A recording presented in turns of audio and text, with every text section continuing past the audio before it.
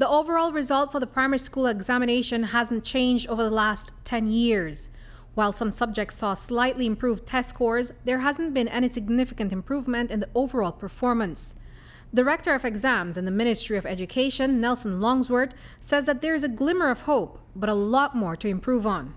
That's the sad point, because overall we're still nearly at the same place when you look at the 10-year trend, which it goes to show that many times the efforts that's being made either by the ministry or by managements or by principals and teachers at the school have to be sustained. Even though you don't see big improvements, continue, because it takes a while for these to take place, to kick in and actually start to show improvements in student performance. We are encouraged, we are seeing, you see, when we start seeing these national improvements, it's telling you the system is digging deeper, they're working harder, they're preparing the kids, the students more for the exam, and that is encouraging because that's what needs to happen. The Ministry of Education's report shows that social studies recorded the highest overall increase in improved scores, with a 2.2% increase. Over 80% scored a D or higher on the exam. Longsworth explains what has attributed to this over the years. Social studies is kind of in a unique place where a lot of the skills that are tested in social studies would also be tested in English and math. And so you're finding that students' ability to analyze and look at data and come up with a relationship and so on, those skills are improving and continue to improve. So we're finding out that they're handling the social studies. And of course, social studies, a large part of it is living. And I think they are applying that idea to many of the questions that are now coming. For the English exam, 70% of the students are performing at an adequate level or better. That is, they get a grade D or higher. The mean score for this exam overall has increased by about 1% when compared to last year.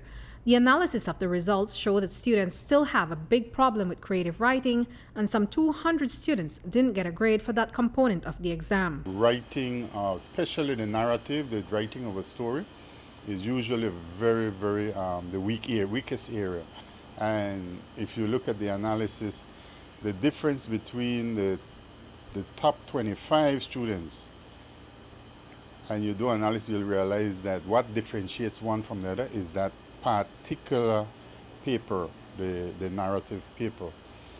Children attempting the paper tend to do well with the formatting and the mechanics, but this is where they falter is creativity in writing and expression. So I think those are the areas they have to continue giving the students feedback on practice work so they can improve those areas. Some bright spots though, we are seeing where children are now, when we mark that same paper, we see where children are writing more, which is a good sign, and we're encouraged by that. We still do have quite a large number of them that get ungraded, which is really, we need to fix that because it brings down the average considerably for a school, although ungraded is not a grade, so it doesn't get into the calculation. For this year, adequate scores for science are down significantly. 60% of the students scored 50% or higher. It is a 14% decrease when compared to the 80% of students who earned D or higher last year.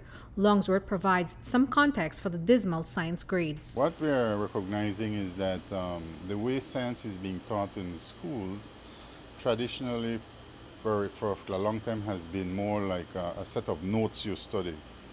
And we're finding that the questions that children are unable to answer correctly would require a understanding of the science concept or phenomena or whatever is behind the question, so that children then are unable to get them correct because their understanding is not there.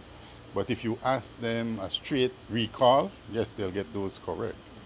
But they need more from the perspective of learning science by doing hands-on, doing activities, experiments, and so on.